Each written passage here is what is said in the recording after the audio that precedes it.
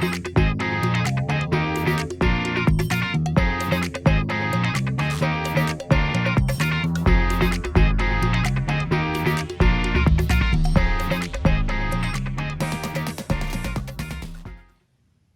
back to the Faith Forward Podcast. John Ackerman, Brian Bales.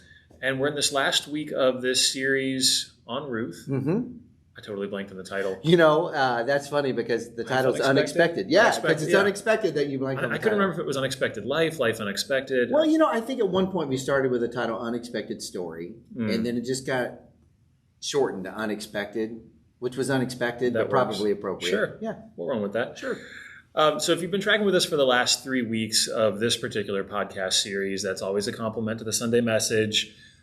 The mandatory caveat, if you haven't watched the Sunday message yet, go back and watch that first, then come back to us. We'll still be here. We're not going anywhere. It's digital. But if you've not caught the first 3 weeks of the podcast portion of this series, we've talked a lot about what the story of Ruth sort of reveals to us on the topic of waiting, and of God's providence and of God's desire and willingness and ability to come through even in the midst of the worst circumstances, and what it looks like for us to maintain our faith in him, our faith in his character and his goodness, and to be as obedient and willing as we know how to continue to walk the path. By the way, it seems like I love that, as we know how. As we know how. That's a great confession, because I think as we know how, as you know how, because I think a lot of times we come at this and we think we're supposed to know how to do everything. Yeah. Well, and sometimes it's a discovery process in this how to do this. And then even when, I'll speak for me here, not for everyone else, but even when then I know, it's still a struggle. It is. Yeah. It is. And so over the last few weeks, we've talked here on this platform about, again, practical application. How do we put this into practice in our life? How to wait well. Where are we turning in these moments of despair, like we saw in Ruth chapter 1, where it feels like God has abandoned us? What do we do then? In the moments where it feels like God is maybe coming through and there might be some hope, what do we do then? And as we talked about in the last week's episode, where, you know, sort of the Disney story, we know the ending before the ending. Sure. We know God's going to come through, right? And so we talked last week about how do we not just revert to form and go back to the way that things always were once God removes whatever the tension or the conflict or the presenting issue. And so we realized that in week 4, because the story of Ruth now has the happy ending, what are we going to talk about? Because we've pretty much exhausted the topic of waiting. There's only so many practical tips as you can give for how to wait. And so we realized the thing that we have left to offer is our own stories of waiting. Because just as we can draw comfort and solace from the story of Ruth and seeing how God came through, that's part of why we are always encouraged to share our stories as well, right? And so we wanted to offer some of our stories of waiting and the times that we've seen God come through and the times where we haven't seen God come through yet, and we're still waiting. And so we'll talk a little bit about this last chapter of Ruth, and then we'll talk a little bit about us. Yeah, and I hope that as you hear us talking about our stories, some are like, well, how does that work? Because that's the Bible. Here's what I want to make a point. You have a story. We have a story. And the purpose of the Bible stories is to encourage us about the truth about God. The purpose of the stories that we're living out, if we live them out in obedience to God or eventual obedience to God, right, is to give glory to him, to reflect about to him, to other people. That's the same for all of us. Ruth was a normal human being. Naomi, a normal human being. And this story has been a lot about their stories combined. And the book of Ruth introduces a guy named Boaz, who serves as a symbolic idea of the hero of all of our stories. He's the hero of Ruth in many ways, but it's pointing to a bigger hero of Ruth and the bigger hero of all of us, and that's Jesus. And how do we live, just like you said, with trust in his providence when life is unexpected, all right? So, but when life is unexpected, I hope I can be to the point where I'm actually beginning to expect Jesus to win on my behalf. Right. Not be surprised, because I'm still too often like intellectually know that Jesus is going to win on my behalf, but then when he does, I'm surprised that he does. Right. So like live in expectation of that. And understanding, especially in week 4, when we see it sort of all tied together, we see this big term, seeing the providential act of God. And if you've listened, you got this. If you didn't, I don't want you to miss this before we go any farther, because some people are like, I'll just listen to the sermon later on, right? But there's this term. and it's a term called providential creation, which just means this, is that God is always actively creating. It didn't mean that he just wound up the earth and this world as a clock and just stepped back and it just does what it does. But no, he's actively involved. And it was reminded, we were talking a little bit this off podcast. You've never actually seen it, but you know who he is. Bob Ross, PBS, Joy of Painting, big-haired dude, he's got the afro, Marine. It's a great contrast just seeing this guy talk because he's so quiet. But I grew up, I'd watch it. Some of you have watched it. You can go to YouTube and catch it, not now. But you can catch it. And he has this thing where he's painting. It's amazing. He does it in 30 minutes. In fact, there's the Bob Ross Museum. It's in Purcellville, not too far from here. That's right. So close to you. There you go. And in every show, he would do 3 paintings. One he would keep, one he practiced with, and one he did on the show. And when he'd be on the show, lots of times, he would do something that at first looked off. But then he had this ability to incorporate that ugliness, that line or that color that didn't seem right, and to make it into something beautiful. And he had this little statement. He'd say this, there's no mistakes, just happy little accidents. And that's such a great providential picture of God. We, all of us do, have things that we've chosen or other people have chosen for us, put upon us, or whatever it may be, that at the time that it occurs, it looks like an ugly, dark line on the picture of our life. But God, in his providential creation, has the ability to make it look beautiful. And some of the stuff that John and I are going to talk about are some like little lines on our story. Some we're farther past, some we're in the middle of. And it'd be really easy for you to listen or watch and to think the paintings of us because you see it after God's done some providential stuff with it and think of it in a lot more pretty understanding than really it was in the time of experiencing it. So we're not trying to say this to make you feel bad for us or feel good for us, but to understand that you may be right now in the midst of a point where there's a dark line.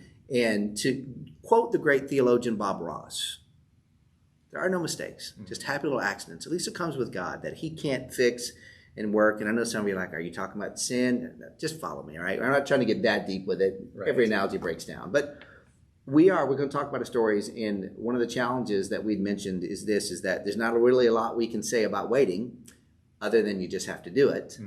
But over the last week and a half, podcast and a half, because the last one was shorter, we did talk about some practices. And I want to just say this before we get into the other stuff.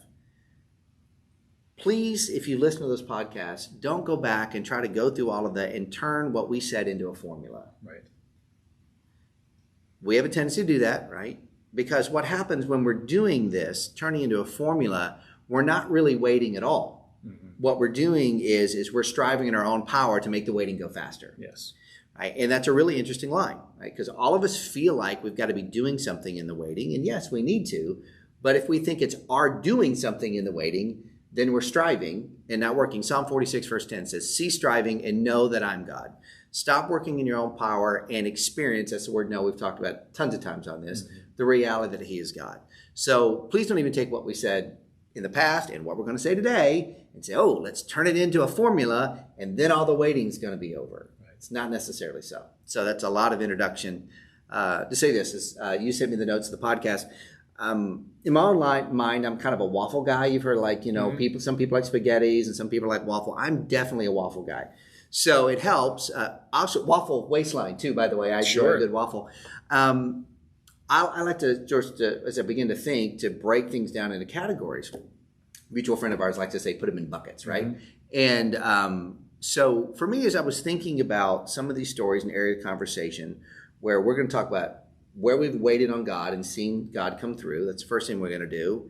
And then talk about how that helps us in the waiting now. I sort of broke them down into 4 categories, right? Okay. The places in my life wait. And this isn't every category, but I think it covers most of them. Times of physical waiting, whether that is waiting on something that happens that affects us financially or our health or something, some physical resource you're in need of. There are times of emotional waiting. And that can be, there's a relational rift or there's a relational desire or there's a relational hope. And yes, it has a physical aspect because time is passing, but it's a lot more emotional in that way. And then for a category for me also was relational waiting. And I'll talk about that in a second, about waiting in that relationship in the midst of the tension or the midst of the misunderstood to watch God to do what only he could do. And then the fourth category is, you were a teacher many, many years. Did you ever do an A, B, and C option and then D, all of the above? All the time. Okay. So for me, the D, all of the aboves, that when it has to be physical, emotional, and spiritual, when they're all wrapped together in the same amazing weight package, those tend to be the ones that have been, for me, the ones that come really to the forefront. So I kind of start with this, and it sort of ties in later on. I grew up in a pastor's family, and that has different implications for different people. But one of the implications that it had for me as a kid was it meant that, it was a wrong belief, but it was one of the things that I believe, that we as a family would never have a lot of financial resources. The job that my dad took was a wonderful job, wonderful people that he served, but it just didn't pay very well, right? It didn't pay very well. And so there was a lot of financial strain in our family. And I've talked before about how that's become something that God's had to work me through, that if I'm his son, he'll take care of me. But I still remember this moment that carries me through a few times I was growing up. One particular was, I don't think my parents ever wanted me to overhear this conversation. I don't even really, like in my mind, remember how I know this. I just know that I know that I know that I knew it, right? Sure. That we were struggling in that way. And I remember just one day, my mom goes to the front door, and no one had knocked or that sort of stuff, to my recollection. And on the front door, someone had put like this massive box of food. And I have to tell you, in my mind, I don't remember what was in there, but it wasn't like the type of stuff that in my mind, this the junk, like all the stuff you pull out of your pantry. Sure. That like, well, no one wants to eat this 12-year-old can of soup, and let's give this to the people who need it, right? Scenario. Yeah.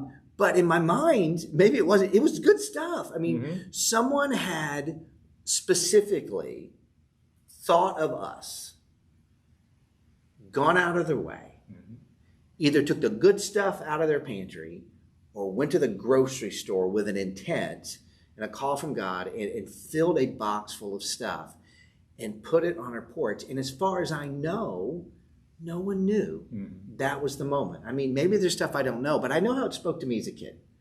And so that story of waiting, right? You're like, well, what does it mean to wait when you think about food? Well, if you think about yourself as a kid, one of the things you want the most as a kid is a sense of security.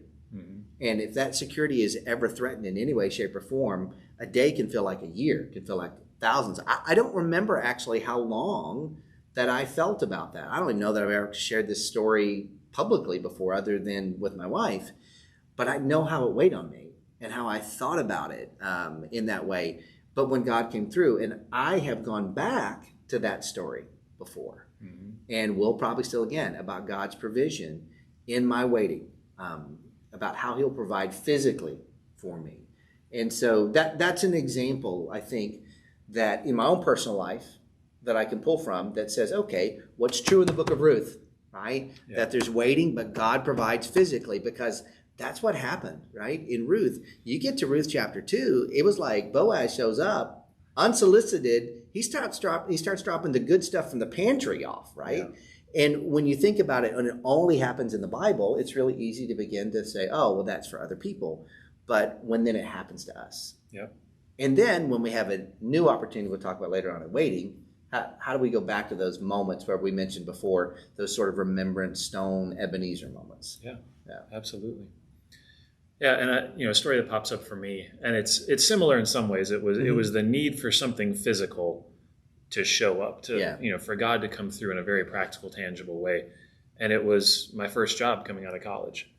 And unbeknownst to me at the time, some things we don't realize until after the fact, until we've taken some time to do some deep digging internally. One of the things that I never realized that I carried with me was this feeling of, you never really get what you want.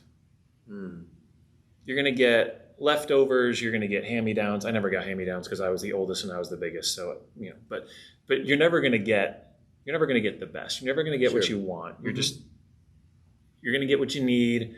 You're going to get enough to get by. You're doing this on purpose to make me sing a song in my head. I'm trying really hard not to get what you want, what you need. Having a serious moment and then I'm singing a song. That's right. Yeah. But when I was coming out of college, I had a teaching license and a degree from the state of Indiana, and assumed my plan was always that I was going to go back to the state of Illinois to live and to teach, which was where I'd gone to high school, was where my family still lived. And unbeknownst to me, there was a little bit of a power struggle between those two states. There was legal reciprocity, but there was cultural animosity, I guess, if we're going to call it that. Sure. And so unbeknownst to me, virtually every door was already closed to me without ever actually knocking. And I really wanted to be a teacher. That's why I went to school. And after applying all over the Chicago suburbs and getting 0 calls,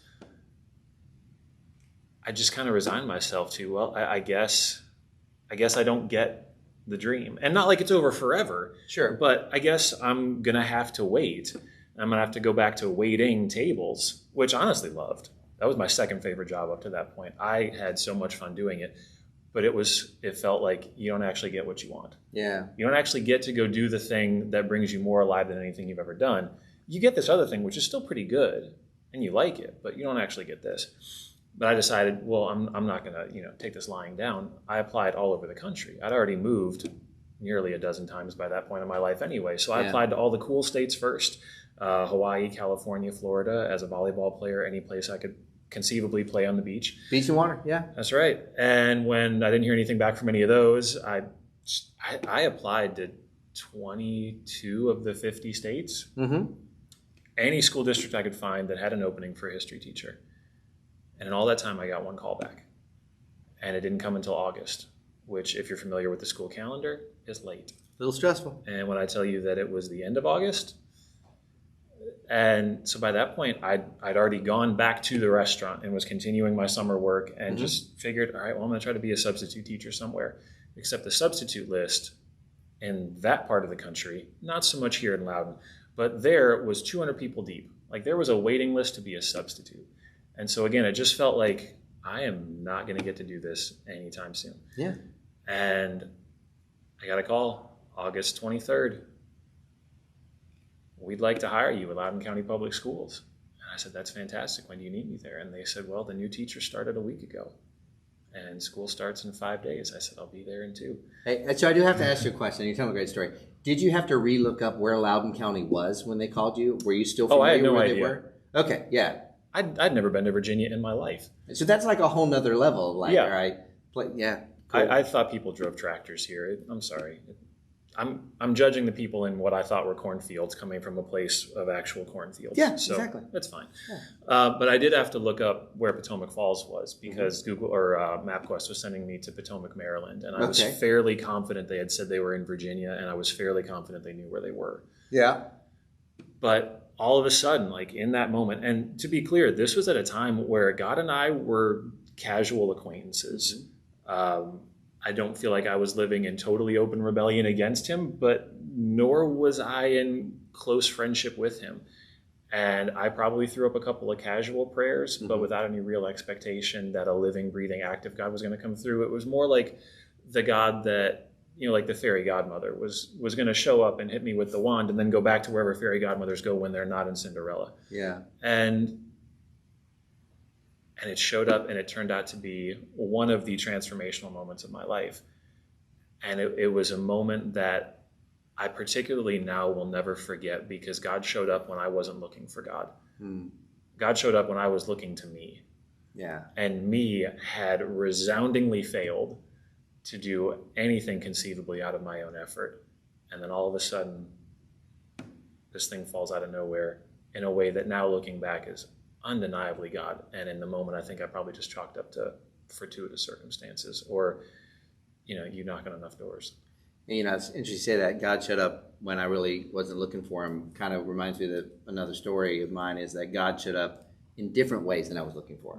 So I talked about, growing up in a pastor's family and physically thinking I'm being provided for. So, fast forward several years later on, strange enough, I felt like God was calling me into ministry. And again, we've said this before, but no matter what you do, if that's what God wants you to do, you're in ministry. So John just told a story about being at Potomac Falls High School. Now he works here at Christian Fellowship Church in Ashburn. John wasn't any less in ministry at Potomac Falls High School than he is now because that's where God wanted to be. Same is true about me. Same is true about you. If you're where God wants you to be, that makes you in ministry. Right? Just sometimes you work for a place that gives a paycheck for it. And Right. so I was moving towards this idea that I was supposed to be in ministry. Long story how I got there. But I was beginning to sort of tinker with the idea of interning at the first church I wound up working with. And I began to deal with it. And around about the same time, and I've shared this, I think maybe publicly, but not all the details, I started dating this girl, not my current wife. So just follow me for a second, if you will. So I started dating this girl, and we started kind of getting serious. And at the same time, I started getting serious going to work at the church, and they offered me an internship job. Now, I really just want to put it in perspective. When I say internship, they said, we will pay you $3,000 a year and cover your health insurance, and you've got to figure the rest out. And what happened is me and this girl started dating, and we started to get serious, and I thought, oh, we might get married someday. And I just remember kind of having this conversation around this with God, like, okay, hey, I gave you the nod. Maybe I'll go to ministry. But no, if I'm going to have a relationship and I'm going to be with someone, you can't provide for me. I don't want to do to this person and my kids what I felt like happened to me as a kid. So it's all connecting, right? So long story short, I wound up getting engaged.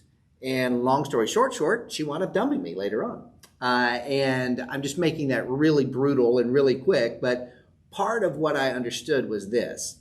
Is when I said sometimes when you said God shows up when you're not looking for him, and I said God shows up in ways different than you expect, I expected that what would happen is God would let me off the hook for ministry and give me this relationship.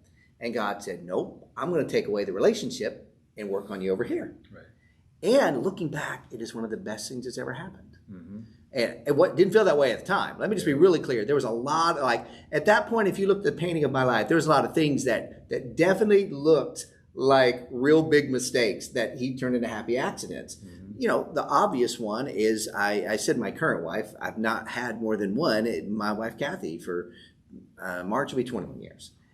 I'm so blessed with that. But not just her as a person, but what God did and worked in me and helped me show that, listen, there's some lies you're believing, Brian. I'm going to provide for you. And God has, as being in ministry, provided in ways that I never would have thought or expect. But what happened is at that point, it wasn't quite yet D all and above. It was A and B, the physical and my concerns with that, and then my emotional need, desire. I didn't want to do that to her, the girl I was dating. I didn't want to do that to the possible kids I thought I might have one day. And God's like, cool, I'm going to take care of that. And he took care of it in a way that I would not have asked for. Yeah. But it was so much better.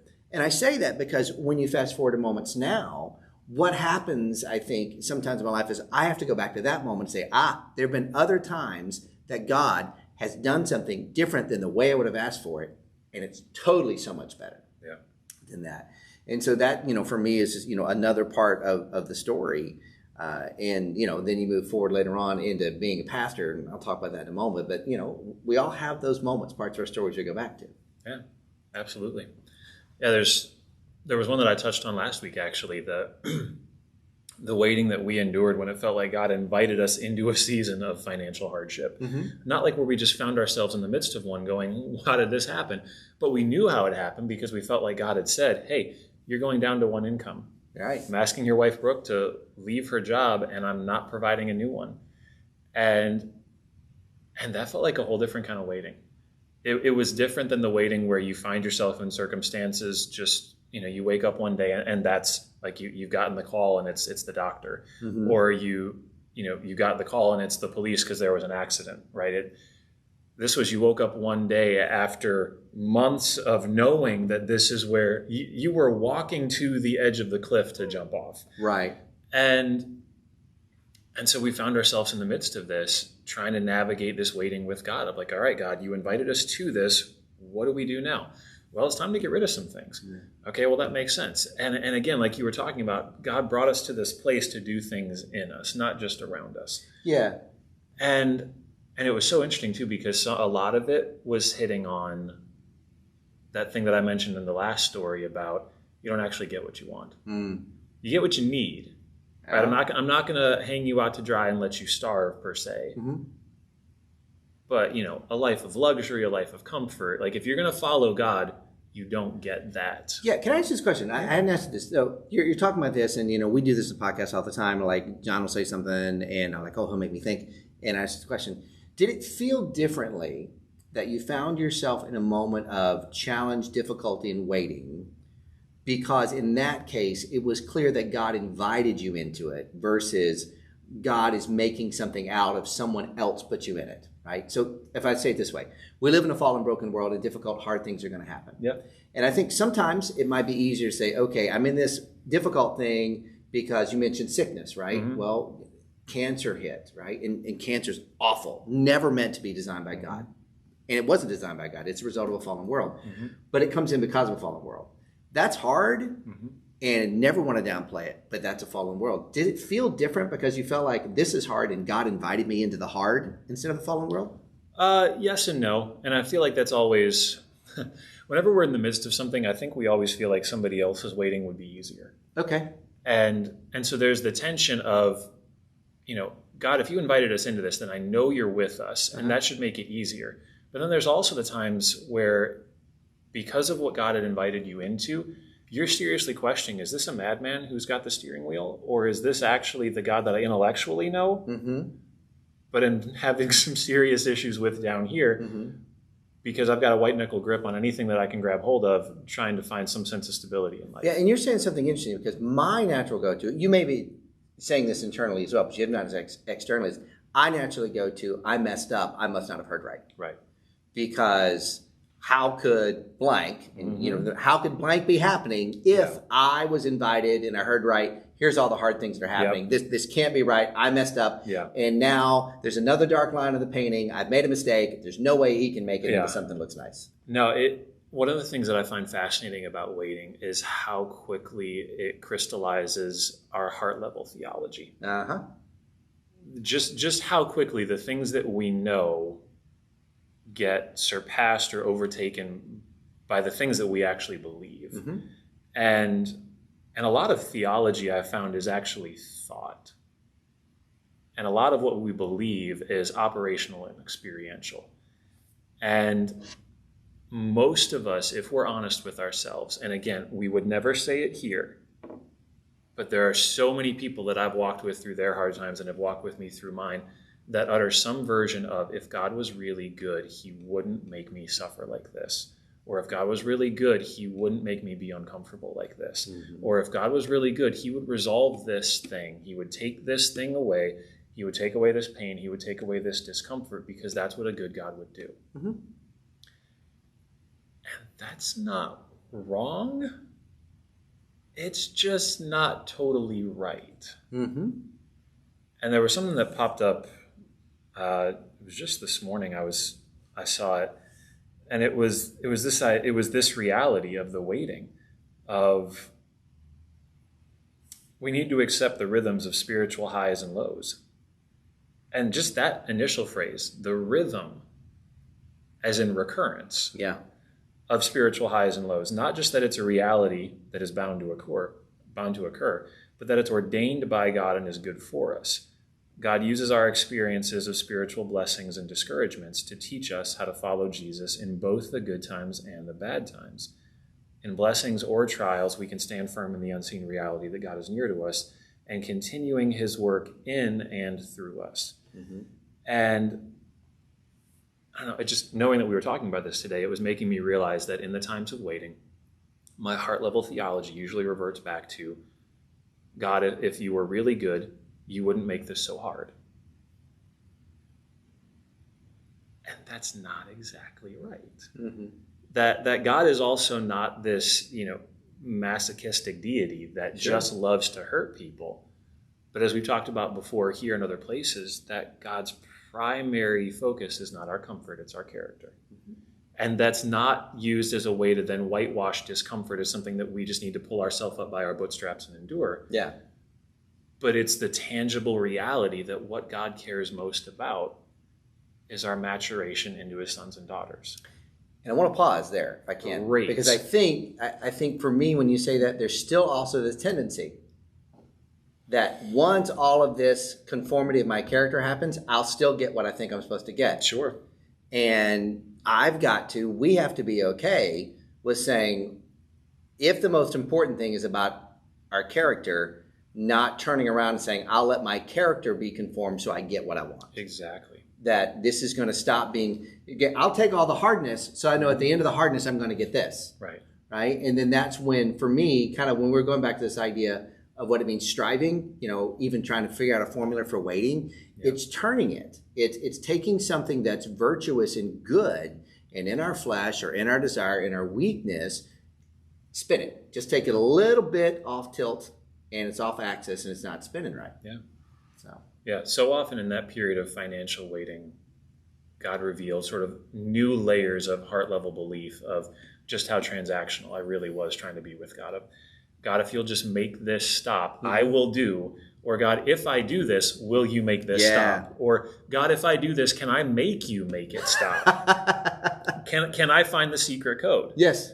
Right? Because I was a Nintendo kid, and right, the codes that they embed into the software, where if you know it, up, down, left, right, BA, select, start, it's still in there. Right? It unlocks. Is that Mario Brothers? It was Contra, at least, but it worked for a bunch of them. There was stuff built into the software that if you knew the secret code, you could make the game do things that the game wouldn't do for other people. And we do that with God all the time. You know what? Especially in the waiting. There's probably like a whole podcast or maybe even Sunday morning talk series we could do around the idea of cheat codes. Totally. Like how the cheat codes we're looking for, right, in life. We got to remember that. We recorded this, right? We did. So we go back to this. And as long as we watch our own podcast. Yeah, there you go. Well, there you go. Our viewers will be up to 3 maybe at that point. Well, you're talking about this. I got into ministry, and I think it was really interesting going to the D, all of the above. It's like I never realized how much that then when I got into ministry, I didn't say I was giving up, but my expectations for that was here. And so, stepping in, feeling like I gave up financial security, feeling like I did all this sort of stuff. Running into those walls where then relationally I began to struggle where there's some spiritual disconnect with other people. And I began to realize how much internally I hated to be misunderstood. I don't have time to dig into all the problems behind that. But I became a person that, the Bible says, blessed are the peacemakers, right? When you understand peacemaking, it doesn't mean peacekeeping by avoiding everything or peace forcing in that way. And so that was me. I was a peace forcer. I was joking with John before we got on that I was so driven to try to find peace that John might not have even had a problem with me, but if I felt John did, I would go after him and after him and after him until John had a problem with me, not because of the original thing, but because of what I did.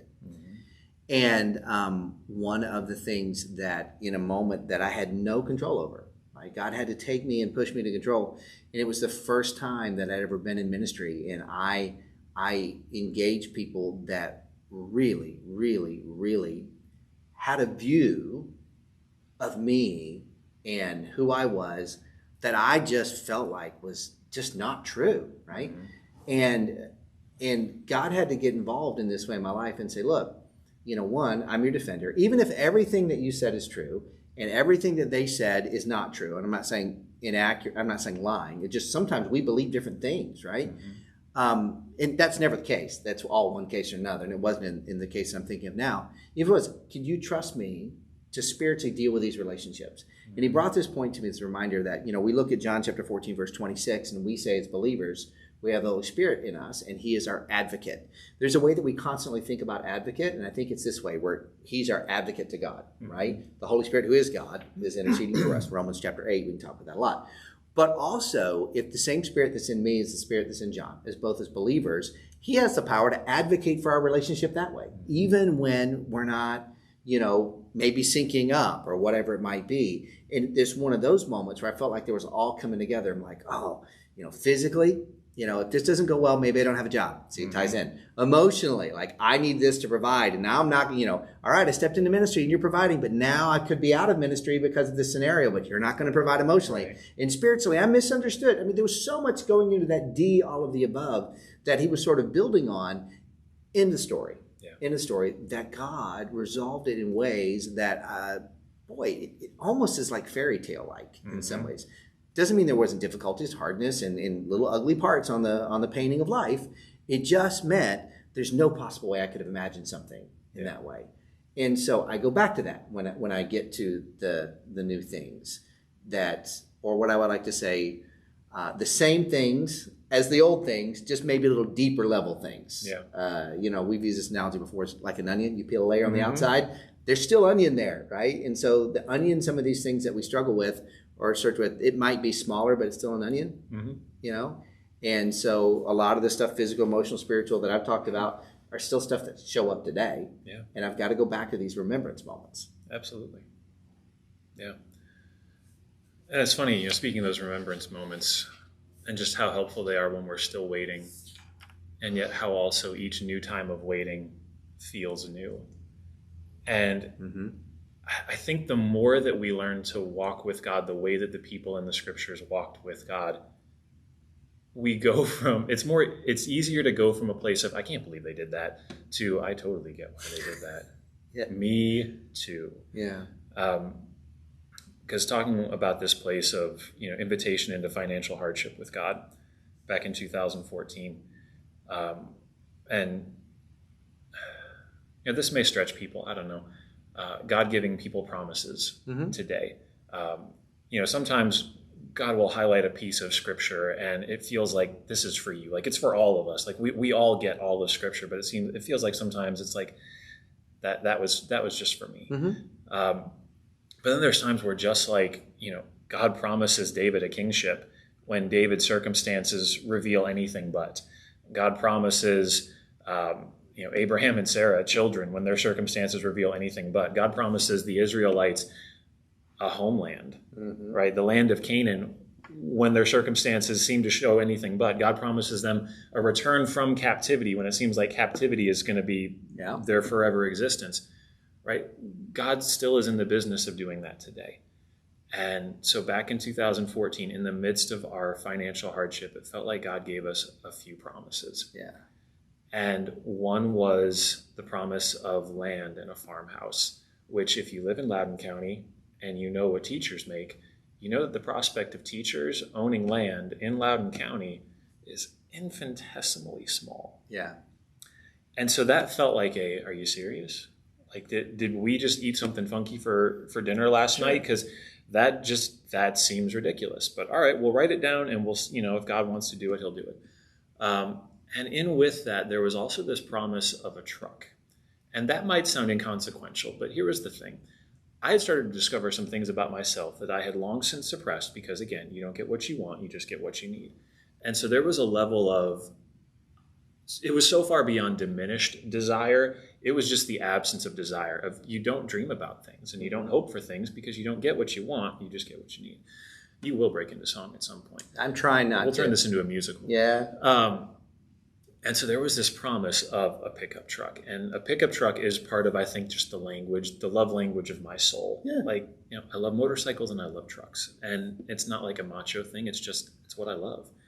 And there was a promise of a pickup truck, not specific, like, year, make, and model, but just like, you're going to get this thing that you want. And again, it felt like, seriously, do you know how expensive pickup trucks are? Like, and we have one income. Like, you're promising gratuitous things that can't be realized. And then there was a promise of financial rescue, that this is not interminable financial suffering, that this will come to an end. And that one felt easier to accept, but it also felt like, what's that going to look like? Yeah. But then there was this other promise, and it was a promise of children. And at that point, we'd already been waiting 3 years. And by waiting, I mean trying and unsuccessfully having kids. And so to have all these promises land in the midst of hardship, back to your question of, is it easier or harder when God's involved in the waiting? It's both. Yeah. Because sometimes it feels like if God was absent from the waiting, then I could chalk it up to any number of other things. Mm-hmm. If God's present in the waiting and I'm still waiting, what the heck, God? Yeah. And so the waiting on all of those things just extended. And it felt like month after month, which when you're waiting for children, that's the rhythm, right? Mm-hmm. It's monthly. Month after month, like, God, where are you? What are you doing? You promised. And month after month of this financial rescue, as we're watching the stored up resources that we had dwindle, diminish, become non-existent, it's like, God, where are you? You promised. And again, the Bob Ross analogy, we now get to tell part of this story from the place of happy trees rather than what is that line. Yeah. But it took a long time. It was 3 years of financial hardship before the rescue came. And even when the rescue came, that meant there was some digging out of the financial hardship. It wasn't just like immediately everything changed. That made it easier to trust in the others, but by the same token, it also felt like those others were still so far out of reach because the rescue wasn't Titanic, right? It was enough, but it wasn't like, oh, and now we can buy whatever we want. Yeah, Publishers Clearinghouse didn't show up with this. Ed McMahon was nowhere to be found. Yeah. It was 5 years where suddenly out of the blue, we saw a real estate listing for 5 acres that we could actually afford with an old farmhouse that had not been lovingly cared for, but that we had the skills and equipping to bring new life to. Yeah. And saw it and should have run screaming in the opposite direction, as the stack of business cards indicated so many other people had. But there was something in us that leapt up. It was a you get what you want. It wasn't a you're going to get a train wreck of a house because it's all you deserve. But this speaks to you on a level that it doesn't make sense, and that's what God does. Yeah, I feel like I'm supposed to ask this question. I've never asked this question. For those who listen, the name of your farm is Someday Farm. Why is that so? Because that's what we've been saying to ourselves for years, was someday when we have a farm, someday when all this happens, someday, and once we got the place, someday when this is fixed, someday when this room is ready, someday, like it became the mantra. It just finally clicked. I mean, like I've known the name of that forever. I was hearing you tell the story. It was like, oh yeah, there you go. I mean, I knew there was purpose, but that was, yeah. It was 5 years of someday. And then 5.5 years later, we'd had one vehicle for most of that duration. And then someone very kindly and generously gave us a vehicle that was old enough to vote in a general election. And that thing ran for about a year. And then it had probably, I don't know, by the Spirit of God alone, it was still running. One of the gears in the transmission didn't work, and it was a rather important one. And it died, and it felt like, seriously, God, like we have a house we can't afford to fully fix all at once, and we're back to one car, and we now live in the middle of nowhere, and this is supposed to work out? And again, you would think that having seen the financial rescue and having seen the provision of a place that actually brought our hearts alive, we'd have been like, God, you've got this. And instead it felt like, God, you screwed us over again. Like, seriously, man, what gives? Where's my comfort? And it was so revealing of those deep places in us that God was really after. And, a friend of ours had a connection with a dealership, and we thought, like, great, we're going to get taken care of. And not like, they're just going to give us a truck, but it felt like at a time where everything felt like it was up to us and there were no good answers, that this at least was going to be easy. We'd walk in, they'd say, oh, such and such, here you go. We won't even, do the whole haggling thing. Just here's the best we can do and a little extra besides. Yeah. Take with our blessing. And instead, I've got more of a runaround in that experience than I ever have in any other dealership, bar none. Yeah. I got so frustrated that after weeks and weeks and weeks of negotiating and believing that this is where God was going to show up and take care of us, I quit. I walked out, and I was like, you know what? Forget it. I'm done. And I remember sitting in my cubicle at school, and I felt like God's invitation was, just take a look. Because the invitation was, there was a particular kind of truck that spoke to me. And it was the only new vehicle I'd ever bought in my entire life. 2009, I bought it. This is not product placement. If Toyota wants to sponsor this, they can. I bought a 2009 Toyota Tacoma. And it was a pretty truck. This isn't like a value statement, but like, it wasn't a work truck. It was a pretty truck. It was gorgeous.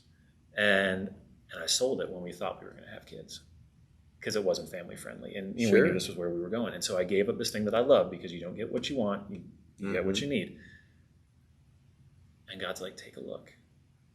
And I pulled up the Toyota website, front page, value of the month deal, used Toyota. Like, it was basically the truck that I bought in 2009, fast forward to 2015, everything that I needed, none of the things that I didn't. And it was exactly what we could afford. And it just felt like one of those times where God's like, I see you. Yeah. And I see the things that you care about, and they matter to me. And you don't always get what you want. But sometimes you do. Yeah. And sometimes you do in ways that are so incredibly personal. And so land, and a farmhouse, a financial rescue, and a truck, and kids, which we're still waiting on. But do you feel like, in light of what we're talking about, when those some days become nowadays, just to make up a term, when we're still waiting in the new some days, that's what we're holding on to? It is. And waiting's still hard. Yeah. I mean, it had to be for Ruth. I mean, it had to be for Naomi. I mean, there's so much that God does, and beyond that, when you end Ruth, you discover that, Ruth and Boaz get married. They have a kid named Obed, just one, by the way. But Obed wanted to be the father of a guy named Jesse, who wanted to have a lot of sons. Just one of them turned out to be this guy named David, who was a pretty significant king. Yeah. And that David is the person who came eventually in the line of Jesus. Yeah.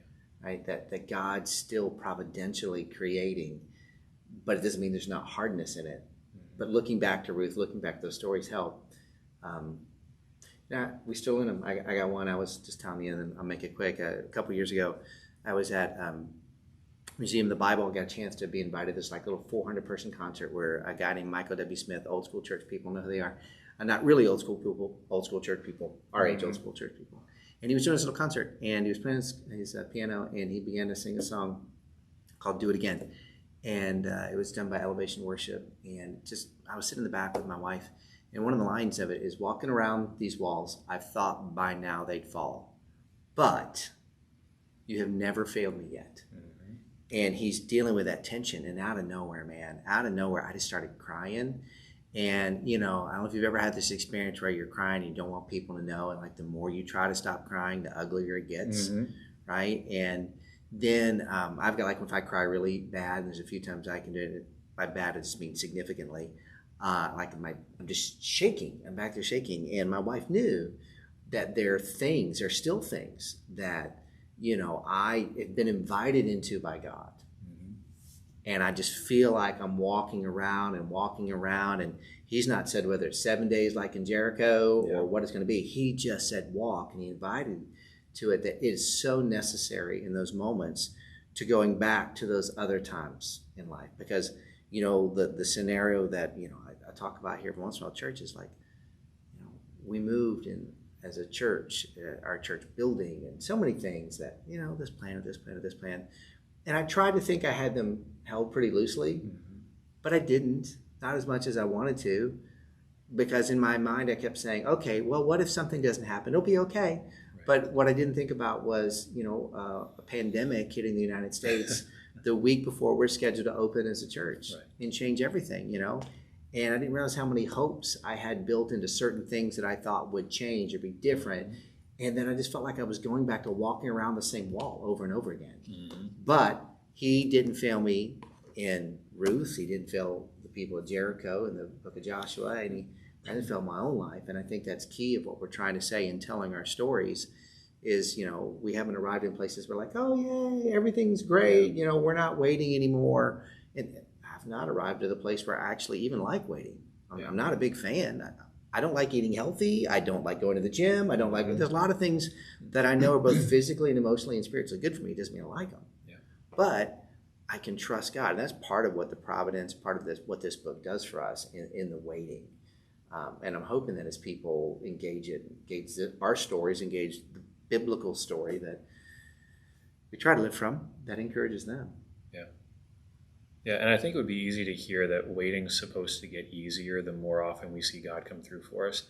And I don't think that's true, because I think when we're waiting for the things that we ache for, that's never easy. It would be easy, like you were talking about, holding things loosely is different than not holding them at all, and it's different than holding them tight-fistedly. And God never asks us, God invites us to hold loosely the things that we ache for, because he wants us to maintain connection to them, even as we maintain connection to him. Right? It would be real easy for my wife and I just be like, well, if we have kids, great. If we don't, it's fine. God's good. That's not the invitation. The invitation isn't to deaden the heart, to deaden the pain. The invitation is actually to bring that hope, that ache, that desire up and maintain it in connection with God, which is why waiting sucks so much. And I think the only way that we're able to do that well is if we have the trust in the providential God. There's a trust in the providence of the hero of our story to do that, because that is such huge risk. It is. That is such huge emotion. I mean, you look at the story of Ruth, there's so much risk. We talked about it last week in chapter 3 of what she did, and in chapter 3, but also in chapter 1 and chapter 2. There's just so much risk everywhere. Yeah. And there's no way that we can do that and be willing to put that out there. And again, you talk about, the option of not caring. I think one of the things that often I always did is this. It's like I visual, take 41. I felt like, that for a long time I just kind of put this sort of, and for those of you who don't like metaphorical language, you won't like this, but it'll be fine. I put this sort of like Kevlar vest around my heart, right? And so that, like, whenever someone shot something at it, I'd never hurt. Mm-hmm. So the good news is God helped me peel that bat off. The bad news was I didn't know how to deal with it then when I started feeling some of this sort of stuff, or what it looks like. My God, I kind of want to go back to the vest, because just holding it like this and trusting it, will I still be able to wait in the midst of all of that stuff? Yep. And I feel like that's probably the last practical thing that we can talk about with waiting is allowing the waiting to be hard. Yeah. And each new time that we look back on these remembrance stones, on these Ebenezers that we talked about last episode, that it reminds us of who God is, and it also reminds us that what we're aching for and waiting for is worth waiting for. And so that we don't attempt to devalue the thing that we're waiting for to make it hurt less. It's a good word. And that's a really hard thing to do. So we could keep sharing stories of waiting, but I don't know how long you'd listen. So. Yeah. Well, and if you've waited this long to the end of the podcast, thank you for doing that. And as always, if we've said something that has engaged your thought process, engaged your heart process, but more importantly, made you desire to get closer to God, and we can help you on that, we'd love to hear from you. And you can just email us here at the church, faithforward@cfcwire.org. Yeah. So until next time.